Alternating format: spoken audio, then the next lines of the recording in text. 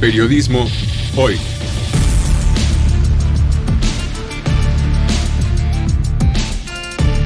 Avatares, riesgos y transformaciones del oficio de informar.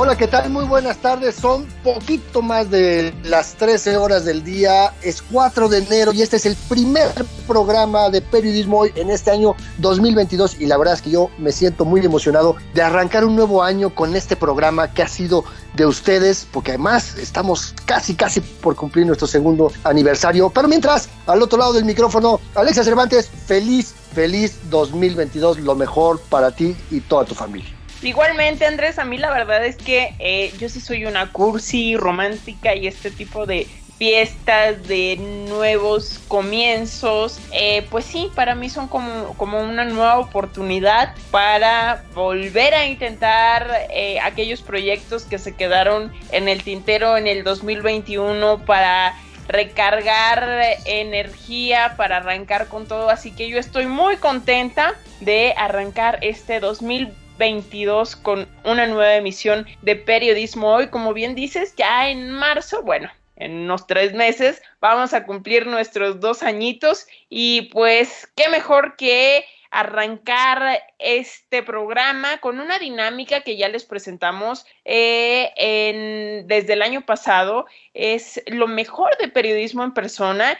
Y bueno, pues vamos a arrancar hoy con el pie derecho, compartiendo los perfiles de algunos de los que consideramos tienen una gran trayectoria como periodistas y vale la pena conocer. Nuestra sección en esta ocasión es de personajes contemporáneos, de personajes que andan vivitos y coleando, muchos de los cuales aún se encuentran en activo, se encuentran ejerciendo el periodismo.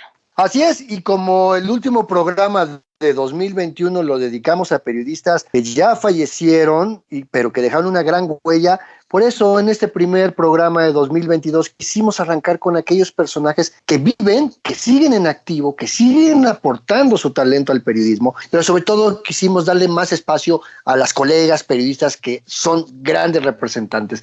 Pero ¿qué te parece, Alexia Cervantes, si arrancamos con uno de los grandes referentes del periodismo radiofónico de este país, uno de los personajes que sin lugar a dudas cambió la manera de hacer noticias en la radio? Estamos hablando de José Gutiérrez Vivó, un periodista, empresario, presidente y director general en su momento del extinto Grupo Monitor.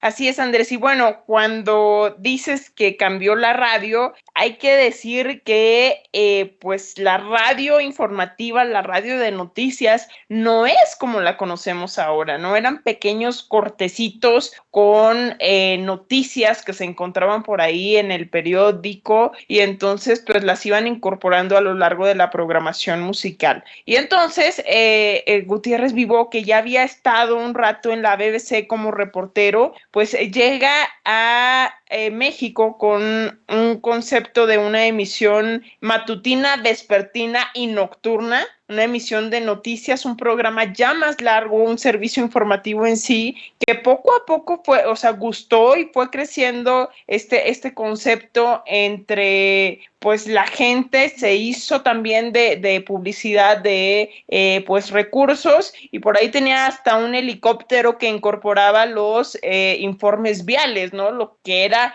pues toda una novedad, sí era en tiempo real. Justamente lo que dices, lo primero que hizo José Gutiérrez Vivó a finales de los años 70, fíjense, a finales de los años 70, muchos y muchas de ustedes todavía no nacían, nosotros éramos muy pequeños, pero inventó el formato del noticiario de largo aliento, que empezó con 2 horas, pero Monitor en sus mejores épocas llegó a durar 4 horas y media al aire, un noticiario de radio de 4 horas y media al aire, que ahora no se nos hace extraño, pero en ese entonces era una gran innovación. Y esta otra parte, uno de los grandes aportes que hizo Gutiérrez Vivó fue platicar sobre el tránsito y los reportes viales que se hicieron famosísimos y muchas emisoras todavía los tienen. Y bueno, también Monitor llegó a tener 3 helicópteros al aire, Alexia. Bueno, pues todo iba muy bien, Andrés, hasta que creo que por ahí de los inicios del año 2000 terminó este concepto de Monitor, rompió con Radio Centro, después de que en ese espacio se le diera voz a Andrés Manuel López Obrador, que hoy es presidente, pero que en ese entonces ya tenía aspiraciones presidenciales y declaró justo en Monitor que competiría por la presidencia de la República. Al acabar ese noti, pues Radio Centro le informó que rescindiría, que ya no le interesaban los servicios de Inforred, que en ese entonces Inforred era la dueña del concepto de Monitor, es decir, Gutiérrez Vivó. Y bueno, y la paradoja es que precisamente Radio Centro fue el que le abrió las puertas al hoy presidente cuando cambió su concepto a la octava, que bueno, ya terminó otra historia. Pero ¿qué te parece, Alicia, si recordamos un poquito más sobre el aporte al periodismo radiofónico de José Gutiérrez Vivó a través de esta cápsula de Periodismo en Persona?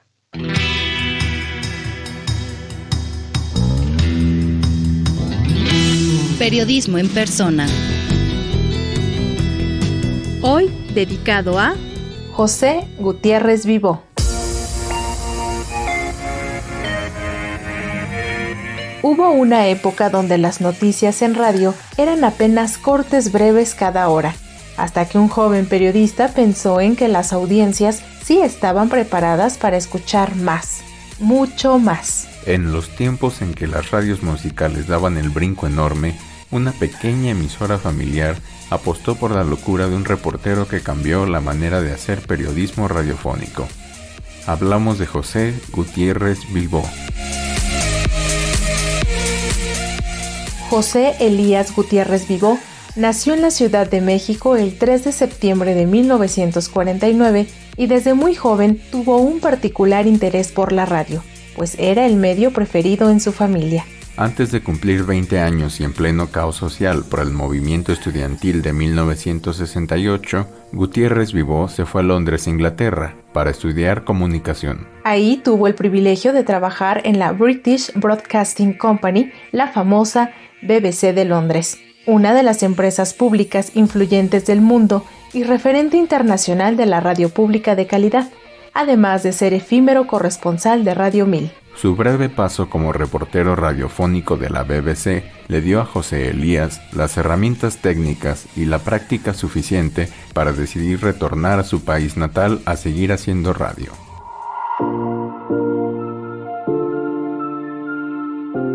En 1969, el reportero estaba de regreso en México y pese a su entusiasmo, apenas logró colocarse como vendedor de publicidad en una emisora pequeña que transmitía música en inglés, la XEVIP. XEVIP era propiedad de una empresa familiar llamada Radioprogramas de México, que a inicios de los años 70 logró comprar 2 frecuencias más, 88.1 de frecuencia modulada y 1110 de amplitud modulada, que en poco tiempo se llamarían Radio Red. El crecimiento de esta empresa de la familia Serna se debió a la evolución de José Gutiérrez Vivó en la radio, ya que en 1974 tuvo una ocurrencia que cambió la forma de hacer noticias en este medio. En ese año, José Elías propuso a la familia Serna hacer un noticiario radiofónico de larga duración, que durara 1 hora, decía, cuando en esos años era una locura. A partir de 1979, Gutiérrez Vivó se convirtió en el conductor del noticiario Monitor de la Mañana, con un formato de 3 horas de duración con entrevistas en vivo, enlaces con periodistas en la calle y un nuevo modelo de informar sobre el tránsito en las calles de la ciudad usando un helicóptero.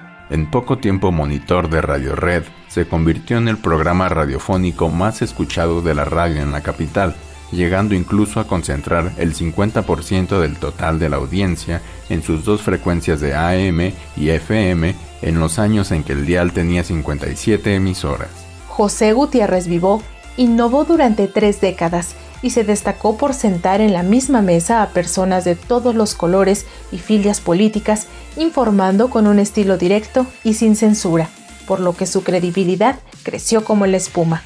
fue un gran impulsor de las mesas de análisis en la radio. Su éxito lo convirtió en un periodista empresario, pues se hizo de acciones de Radio Red y creó la empresa Grupo Monitor, que tuvo además de radio, 2 diarios impresos, el entonces Heraldo de México, que se volvió Diario Monitor, y el Heraldo de Puebla. En los tiempos en que el periodismo era un monolito de una sola visión política y la agenda la imponía Jacobo Zabludovsky en la televisión, el joven visionario José Gutiérrez Vivó vino a revolucionar el periodismo mexicano con un formato que sigue vigente. Si bien las malas decisiones empresariales, los problemas financieros y la acusación por parte del periodista al gobierno del presidente Vicente Fox Quesada por ordenar el bloqueo a sus anunciantes lo obligaron a salir del aire. No obstante, su enorme influencia en la forma de hacer periodismo radiofónico sigue siendo un referente y un modelo a seguir en los últimos 40 años.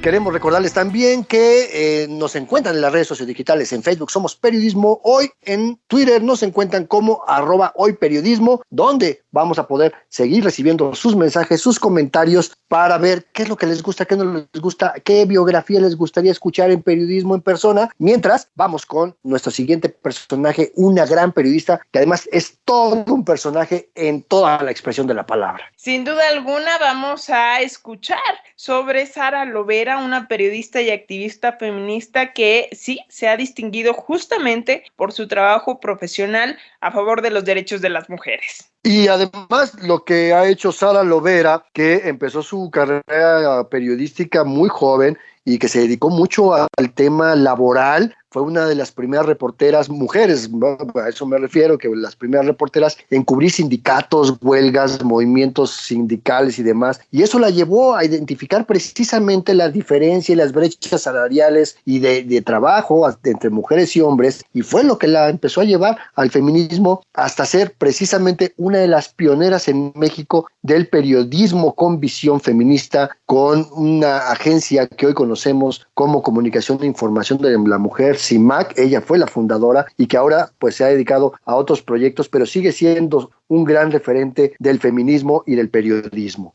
Así es, Sara Lovera también es una de las socias fundadoras de La Jornada y me parece también una de las creadoras de este suplemento Doble Jornada, en el que justamente se expone esta doble jornada que muchas veces tenemos las mujeres en el hogar y bueno, también tratando de hacer una vida profesional. Este y muchos otros temas, por supuesto, relacionados con la situación de las mujeres. Así que, ¿qué les parece si vamos a escuchar el perfil, esta biografía, esta cápsula dedicada a Sara Lovera?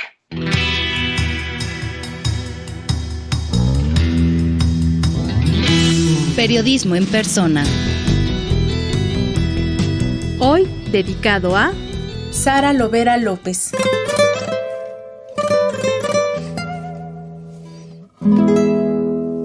Medio siglo de trayectoria se dice fácil. 50 años haciendo periodismo desde la izquierda y con visión de género ha sido para ella una batalla aún inacabada. Buscar que los medios de comunicación miren a las mujeres con una perspectiva feminista es uno de los objetivos más importantes de Sara Lovera López. Sara nació en Yucatán el 30 de septiembre de 1949 y desde muy joven tuvo una inclinación hacia el trabajo comunitario. No por nada, sus primeros estudios fueron en trabajo social, cuando esa profesión estaba en el nivel de carrera técnica vinculada al bachillerato.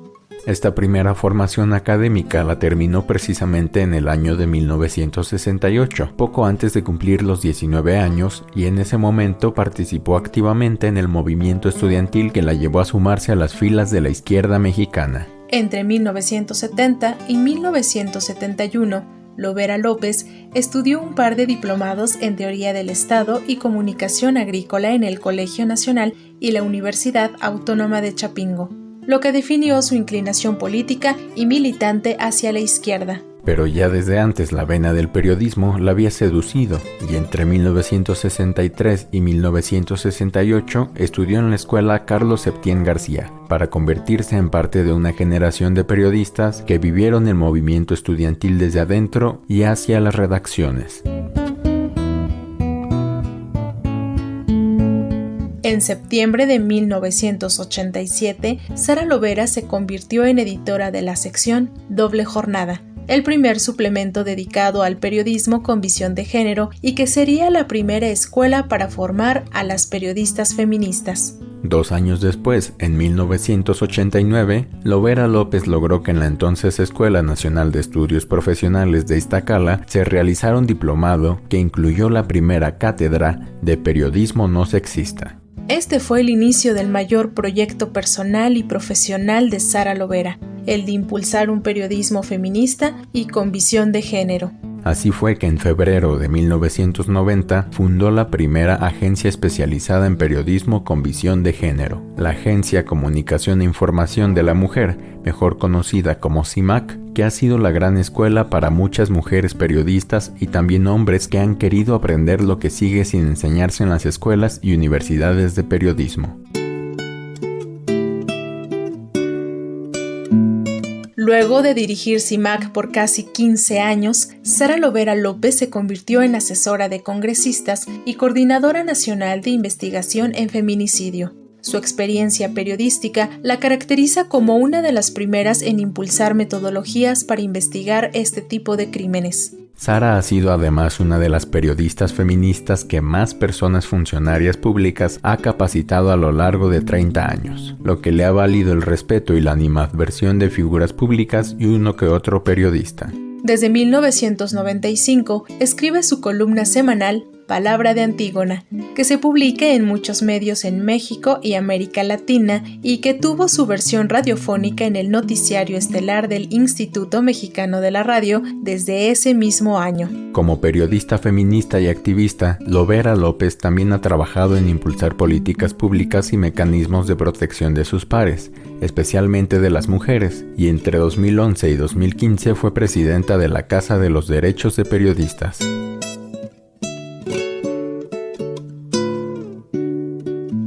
Sin duda, no puede entenderse el periodismo feminista contemporáneo sin el gran aporte de Sara Lovera López a lo largo de medio siglo, y más específicamente en los últimos 30 años.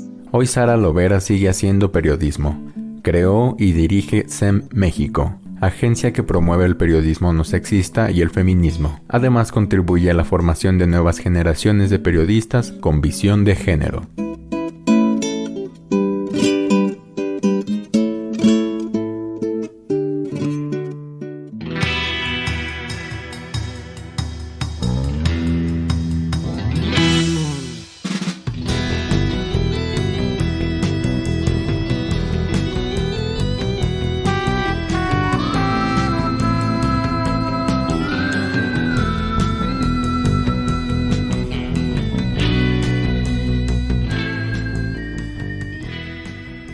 Toca el turno de hablar de otra gran periodista, de una mujer excepcional, además, a quien tengo el placer de conocer, de tener una amistad de hace muchos años con esta periodista que ha hecho escuela en San Cristóbal de las Casas, Chiapas, que ha abierto el camino a las periodistas. Ella la podemos identificar como la primera reportera en Chiapas y sobre todo en su ciudad natal, San Cristóbal de las Casas, donde además fue la primera periodista en entrevistar a los insurgentes del Ejército Zapatista de Liberación Nacional en enero de 1994.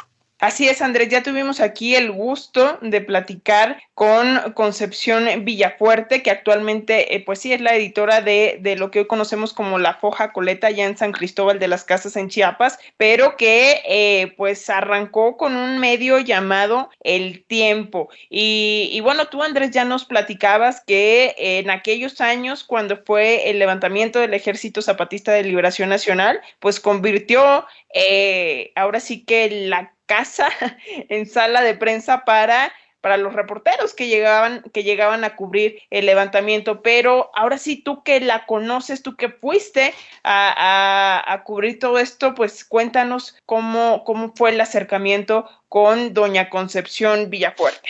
Mira, déjame contarte la historia. Lo que sucede es que cuando yo entré a la universidad, de hecho, días antes de entrar a la universidad, a la Universidad Autónoma Metropolitana en la Unidad Xochimilco, conocí pues a varios compas que a la postre terminamos en la misma carrera y nos terminamos siendo grandes amigos con quienes aún hoy convivo. Uno de ellos es Amado Avendaño Villafuerte, hijo de don Amado Avendaño Figueroa y de doña Concepción Villafuerte. Él llegó a estudiar, Amado Avendaño, a la Ciudad de México porque apenas empezaba a reportear precisamente en el periódico El Tiempo que fundaron sus papás. Y entonces, como nos hicimos amigos y siendo todavía estudiantes en la UAM, sobrevino el estallamiento zapatista y pues de inmediato nos volcamos quienes podíamos, como ya cubríamos, ya trabajábamos en medios, algunos de los que estábamos en la UAM, pues se nos hizo fácil, pues la juventud, la pasión, ya sabes, ese instinto revolucionario che guevarista, pues nos llevó a Chiapas afortunadamente. Ya ahí fue cuando pude conocer ya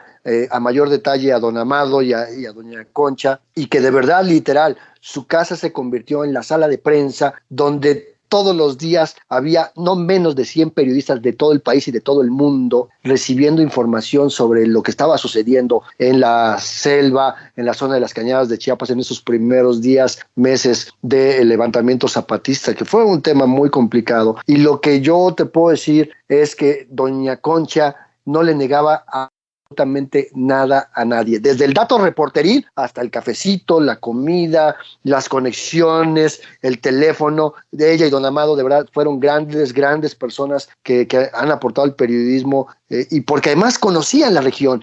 Eran personas que conocían muy bien a los zapatistas, que conocían muy bien al obispo Samuel Ruiz, y todas las veces que yo he regresado a Chiapas, Alexia, para ir a reportear tanto el tema del zapatismo como de pobreza, como cualquier tema que vaya yo a reportear a Chiapas, irremediablemente tomo como base San Cristóbal de las Casas, porque sé que ahí está doña Concha, que nos va a echar la mano en todo. De verdad, es una persona maravillosa. Pues vamos a escuchar un poquito más de su historia.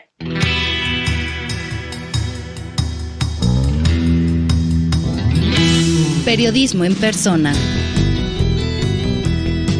Hoy dedicado a Concepción Esperanza Villafuerte Blanco.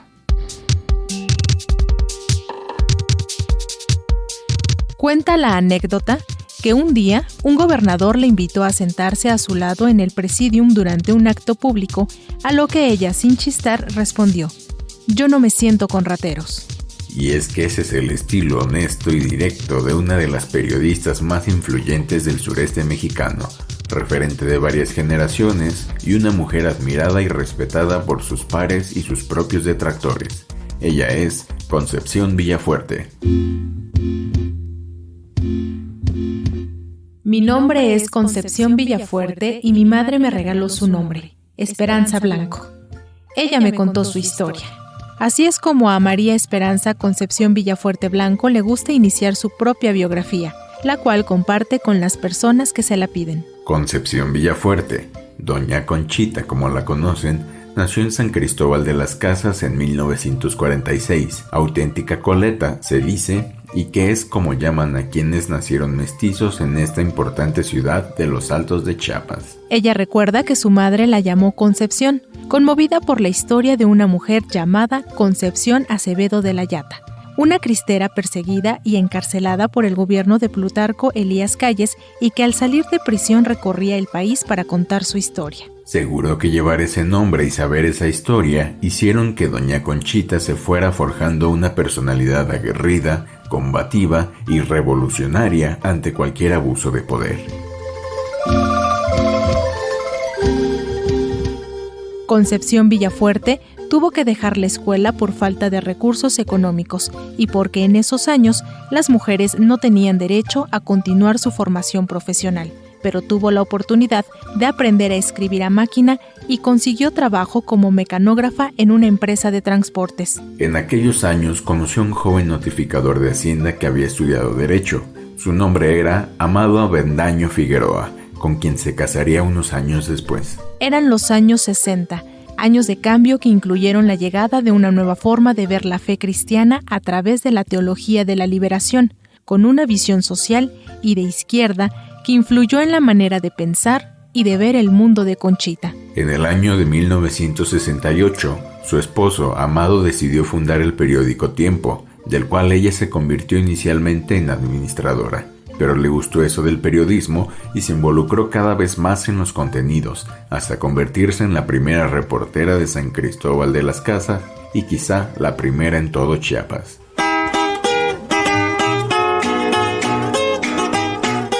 En 1994, Tiempo se convirtió en el medio más importante del mundo al haber dado la primicia del levantamiento del Ejército Zapatista de Liberación Nacional, el EZLN.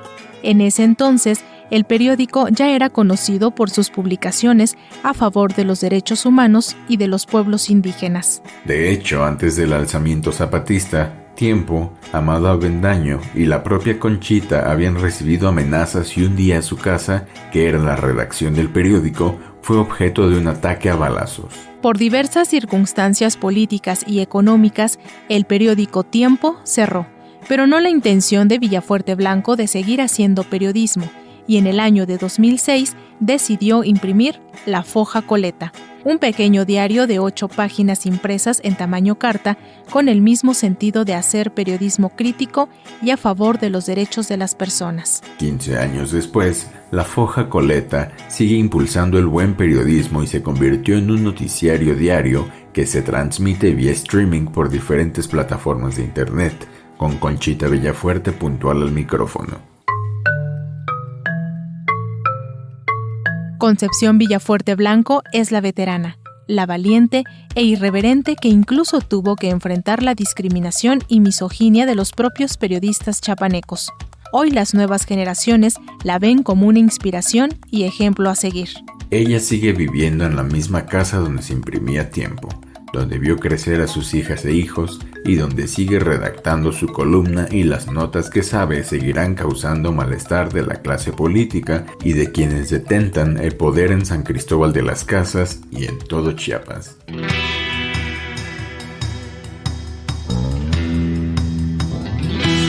Les recordamos que en Facebook nos encuentran como Periodismo Hoy y en Twitter como @hoyperiodismo. Por favor, ahí escríbanos, mándenos sus mensajes, sus propósitos de año nuevo también se vale. Y pues les propongo también que si gustan nos digan quiénes han sido sus personajes favoritos de periodismo en persona, de los que estamos hablando en esta emisión. Y si ustedes siguen al programa, pues cuéntenos cuál ha sido su cápsula, su personaje favorito del 2020, 2021, lo que ustedes quieran. Aquí con mucho gusto recibimos sus mensajes. Y mientras tanto, vamos a hablar de nuestra siguiente periodista que quisimos incluir en este recuento de este inicio de año 2022. Y vamos a platicar sobre Anabel Hernández García. Ella es una periodista y escritora, periodista de investigación, considerada por algunos sectores, por algunas organizaciones, como la mejor periodista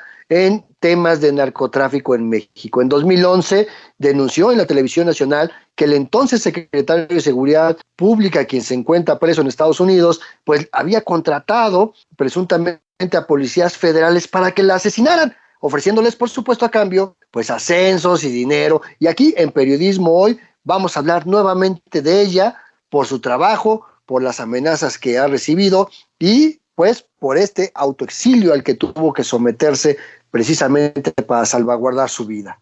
Así es, abandonó el país para protegerse, pero aún así siguió haciendo periodismo y un periodismo de temas complejos que pues aquejan a nuestro país en distintos puntos, en distintos ámbitos. Es el tema del narcotráfico. Y justamente acaba de sacar un libro, Andrés, que ahí le tengo ganitas a ese libro, así que por ahí lo voy a dejar en mi lista para los Reyes. Es un libro que apenas sacó ahora en diciembre de 2021 y que se titula Emma y las otras señoras del narco. Me parece un libro interesante porque se cuestiona, Anabel, que por muchos años hemos visto a las parejas de los narcotraficantes, de los capos, como personas que no tienen un poder propiamente dentro de las organizaciones criminales, y resulta que no en todos los casos es así. Hay veces que sí juegan un papel importante dentro de la propia organización,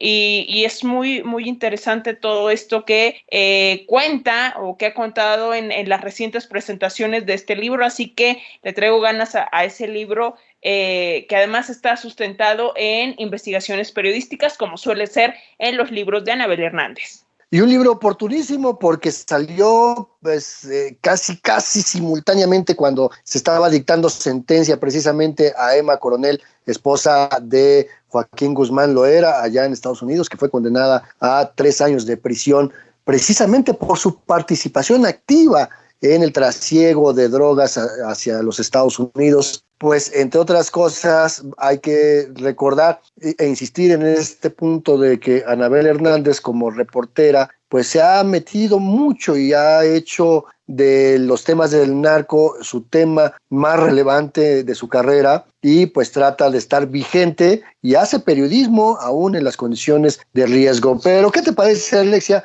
si escuchamos este recuento, este recordatorio de la biografía de esta gran periodista Anabel Hernández?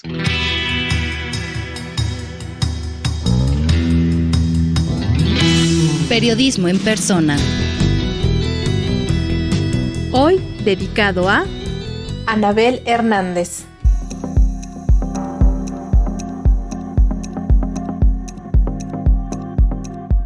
¿Quién hubiera pensado que unas simples toallas serían el inicio de una nota periodística que se convirtió en un ejemplo de cómo hacer una buena solicitud de información?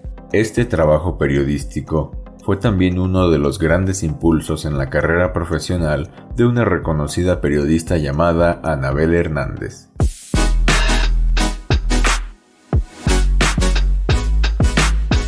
Anabel Hernández García nació en la Ciudad de México en 1971 y ella asegura que desde el inicio siempre quiso ser periodista. En 1993, cuando estaba cumpliendo 22 años de edad, Anabel se graduaba de la carrera de comunicación en la Universidad del Valle de México, y en ese mismo año entró a trabajar en el periódico Reforma, que justo ese año salía a las calles. Asignada a cubrir temas cotidianos de la Ciudad de México, la reportera estuvo durante años en este diario, hasta que las noticias de que saldría un nuevo periódico le llegaron y tomó la decisión de emigrar. De esta manera, Hernández García concluyó el siglo pasado entrando a trabajar como reportera en el diario Milenio, donde trabajó por varios años.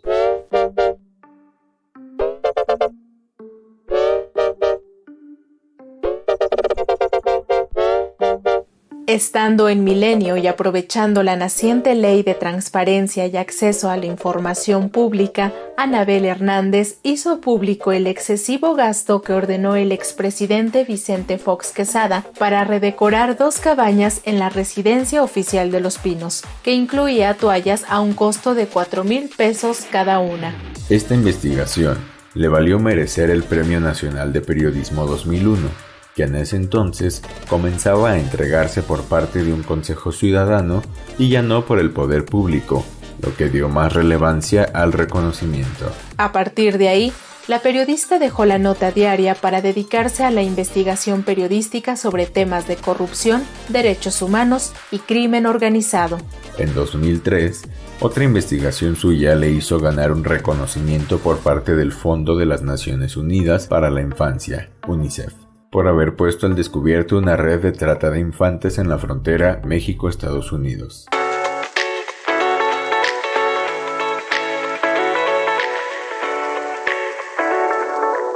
Autora de 7 libros, producto de sus reportajes, Anabel Hernández ha publicado historias sobre nexos entre las principales bandas del crimen organizado y altos funcionarios de los gobiernos de los expresidentes Felipe Calderón Hinojosa y Enrique Peña Nieto.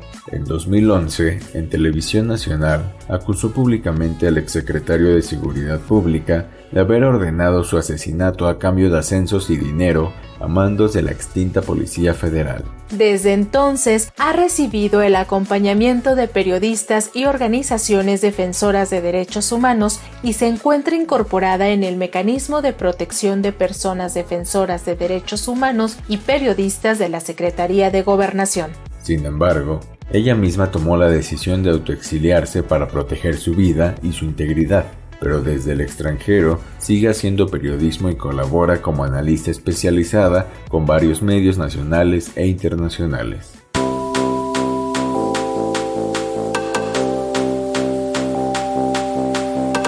Anabel Hernández García es una periodista investigadora con reconocimiento que aún hace lo que le gusta hacer, periodismo.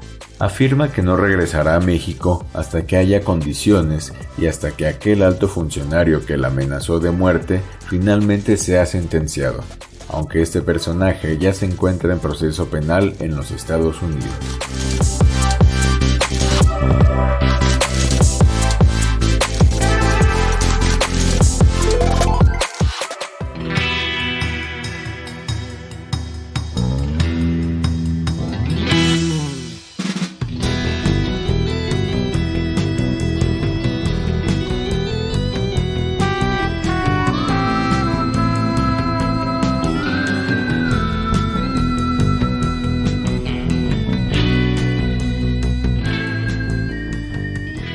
Bueno, y ya que hablamos de Anabel Hernández, pues obligadamente tenemos que hablar de Ana Lilia Pérez, otra periodista que también ha publicado numerosos reportajes sobre temas de corrupción, de lavado de dinero, y donde ella, en lugar de meterse al tema del crimen organizado vinculado al narcotráfico o al tráfico de drogas, pues más bien Ana Lilia se ha metido al tema de los energéticos, del petróleo, los contratos de corrupción en la CFE, en Pemex, y uno de sus libros más recomendados y más reconocidos es este de Camisas Azules, Manos Negras, el saqueo de Pemex desde Los Pinos, pues donde precisamente denunciaba la manera en cómo el gobierno del Partido Acción Nacional en los tiempos de Felipe Calderón, pues hizo y deshizo con Pemex lo que quisieron, negocios chuecos, contratos anodinos, todo esto que en su momento también ha denunciado el presidente de la República, pues ha sido también obra de investigaciones periodísticas. Sí, este libro es una investigación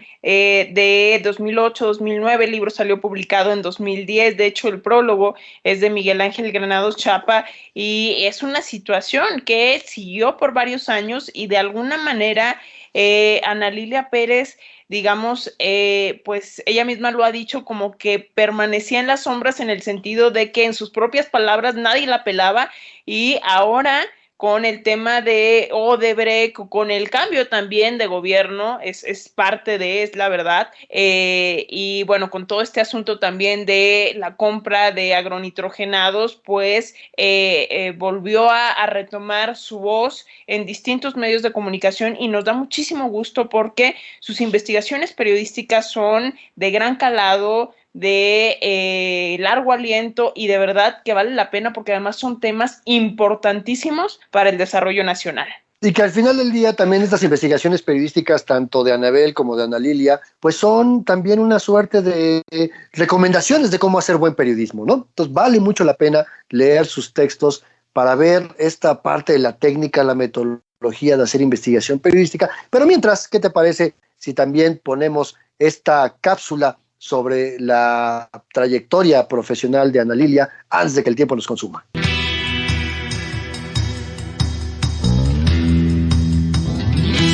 Periodismo en persona. Hoy dedicado a Ana Lilia Pérez Mendoza.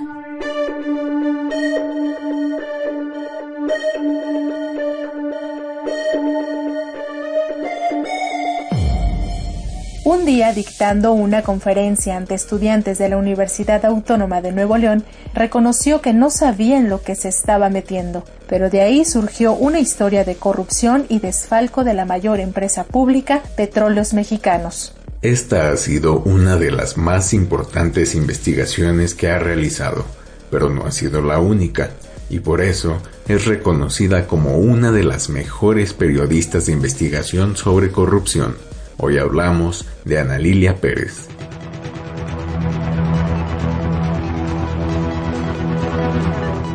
Ana Lilia Pérez Mendoza nació en la Ciudad de México en 1976 y estudió comunicación y periodismo en la Universidad Nacional Autónoma de México. Además estudió un diplomado en periodismo en la Universidad José Martí de La Habana, Cuba, un diplomado en Historia de México por la Academia Mexicana de Historia y un diplomado en periodismo financiero por el Instituto Tecnológico Autónomo de México, el ITAM.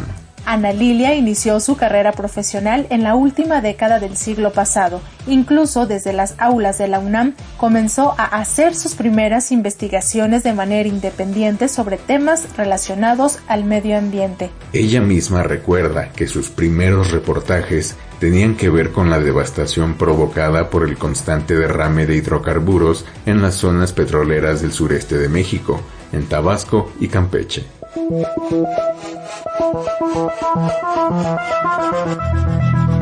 Esas primeras investigaciones la llevaron a ligar el tema ambiental con el tema petrolero y fue en los primeros años de este siglo cuando comenzó a enfocarse en investigaciones relacionadas con casos de corrupción dentro de Petróleos Mexicanos. Durante el gobierno de Vicente Fox Quesada, la reportera fue de las primeras en develar los nexos que había entre la paraestatal Pemex y los hijos de Marta Sahagún, esposa del presidente en turno. Dirían los clásicos que fue el inicio de un camino sin retorno para la periodista, quien a partir de ahí y a lo largo de 2 décadas se ha dedicado a investigar casos de corrupción en la petrolera y sus relaciones con personas del poder público y el sector privado dentro y fuera de México. Tan solo sobre este tema ha publicado 3 libros: Camisas Azules, Manos Negras, El saqueo de Pemex desde Los Pinos, El cartel negro y Pemex RIP, todos merecedores de premios y reconocimientos a nivel nacional e internacional. Ana Lilia Pérez ha sido objeto de amenazas por su trabajo de investigación, por lo que ha recibido el acompañamiento de organizaciones no gubernamentales y en algún momento por parte del Mecanismo de Protección de Personas Defensoras de Derechos Humanos y periodistas de la Secretaría de Gobernación. Y aunque podría considerarse como la periodista más especializada en temas energéticos, Pérez Mendoza también ha investigado sobre pobreza, migraciones, crimen organizado y una serie de reportajes sobre el entrenamiento de los famosos caiviles, grupos paramilitares que operan en Guatemala, El Salvador, Honduras y Nicaragua. Otros temas relevantes que ha investigado se relacionan con las bandas del crimen organizado dedicadas al tráfico de niñas entre Centroamérica y Estados Unidos y que tienen sus centros de operación en territorio mexicano. Por esto y otros trabajos, Ana Lilia Pérez ha recibido reconocimientos por parte del Fondo de las Naciones Unidas para la Infancia, UNICEF, el Premio de Periodismo América Latina, que otorga el Programa de las Naciones Unidas para el Desarrollo, además del Premio Nacional de Periodismo, entre otros más.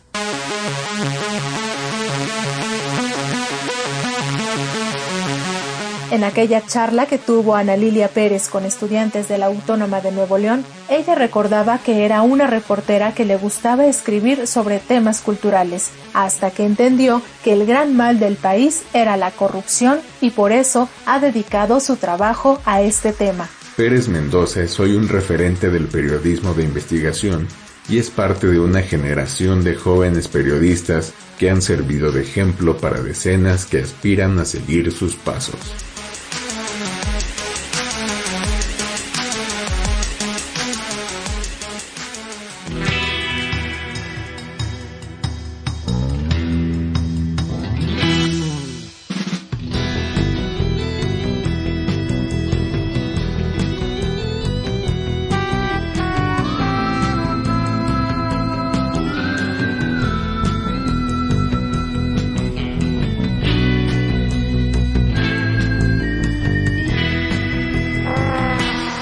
Y bueno, pues para cerrar hablaremos de Jorge Cepeda Patterson, quien, como parte de su formación periodística estuvo en el diario español El País, aunque él es de Guadalajara, y ya después fundó y dirigió el periódico Siglo XXI, ahora sí, en Guadalajara. Eso fue desde el 91 hasta el 97. Posteriormente fue director de El Universal en la Ciudad de México, aquí en la Ciudad de México, hasta el año 2001, Andrés. Un periodista que además tiene una trayectoria muy trascendente en su natal Jalisco, en la zona metropolitana de Guadalajara, dando lo que otros no hacían, en vez de periodismo de investigación, periodismo de largo aliento, de profundidad. Además de haber fundado Siglo XXI, también fundó el periódico Público, que después se convirtió en Milenio. Y otra de las grandes cosas que vale mucho la pena platicar de Jorge Cepeda Patterson, que además es un tipo que tiene una maravillosa charla, es que le encanta estudiar. Estudió sociología y después ha hecho maestrías y también da clases. Pero entonces es uno de esos académicos periodistas o periodistas académicos que ejercen periodismo, pero además piensan en el periodismo. Sin duda, Jorge Cepeda es uno de estos personajes que nos ayudan a entender y a pensar y analizar este extraño mundo de los medios de comunicación. Y completamente recomendable seguir, leer su columna en Milenio. Su columna se llama Pensándolo Bien. Así que vamos a escuchar un poquito más de la historia de la biografía de Jorge Cepeda Patterson.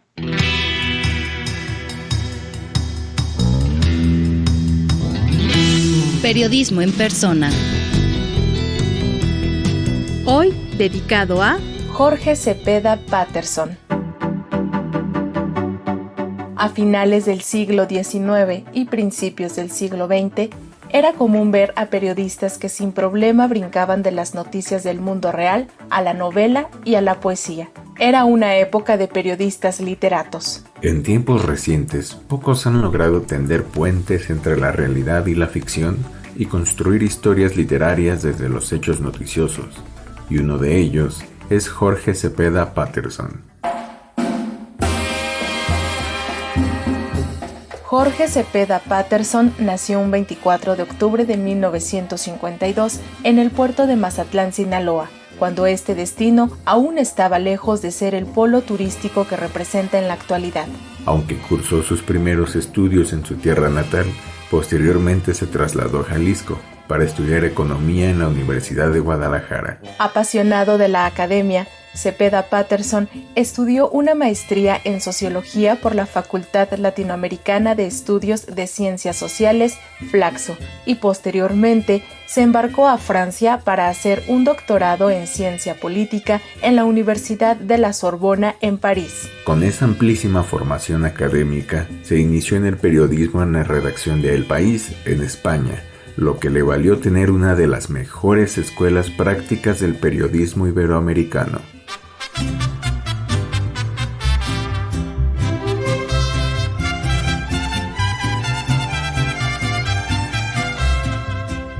A principios de los años 90, Jorge Cepeda regresó a México, nuevamente a Guadalajara, que ha adoptado como su ciudad, en donde fundó el diario Siglo XXI, del cual fue director hasta el año de 1997. Y es que en ese año decidió cambiar el nombre y un poco el perfil del diario para convertirlo en Público, impreso que se transformó en uno de los más influyentes del estado de Jalisco en una época donde la clase política estaba muy contaminada por los grupos del crimen organizado. El inicio del siglo XXI trajo a Cepeda Patterson a su primer viaje a la capital mexicana como director de El Universal, cargo que dejó un par de años después, en 2001, porque desde el año 2000 se había sumado al incipiente mundo de periodistas digitales a través del sitio unafuente.com, que fue el primer gran agregador de contenidos noticiosos en México y que apenas producía material propio. Ese mismo año 2000 comenzó a editar la revista Día 7, que se incluía como suplemento en varios impresos nacionales y fue uno de los pioneros del fallido proyecto del Universal TV, de la mano de Esteban Libera y Raimundo Rivapalacio.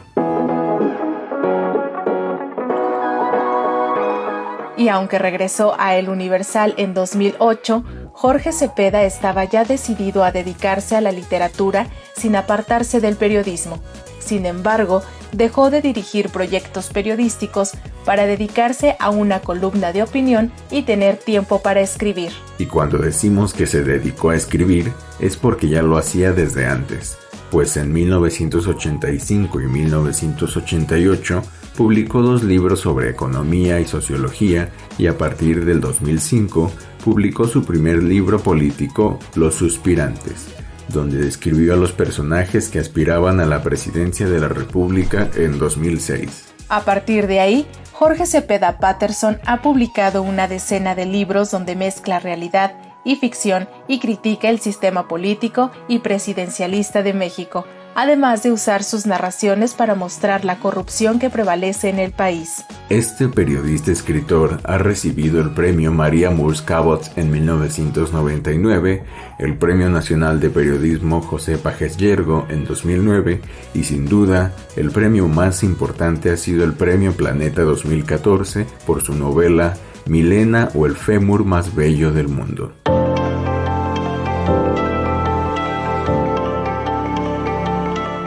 Jorge Cepeda Patterson es uno de los periodistas que logró escapar de la llamada vieja guardia para convertirse en un referente en procesos de diseño y creación de medios críticos y con investigaciones de impacto en la opinión pública. A sus casi 7 décadas de vida, Cepeda Patterson sigue siendo una de las plumas más reconocidas por su agudeza y su capacidad de análisis, cualidades que fue forjando con su trayectoria en la academia y en el mundo del periodismo mexicano.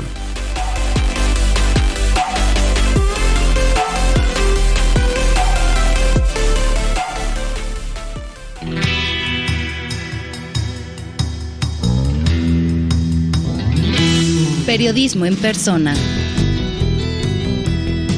Hoy dedicado a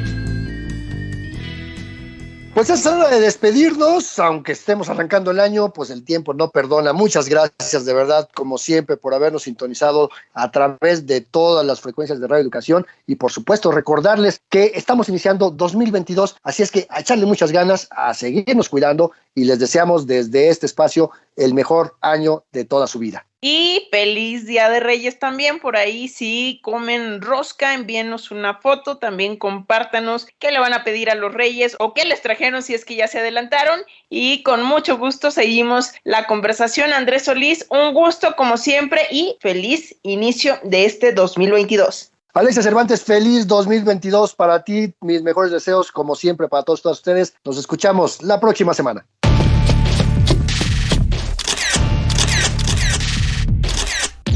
Periodismo hoy. Periodismo es publicar lo que alguien no quiere que se sepa. Todo lo demás son relaciones públicas.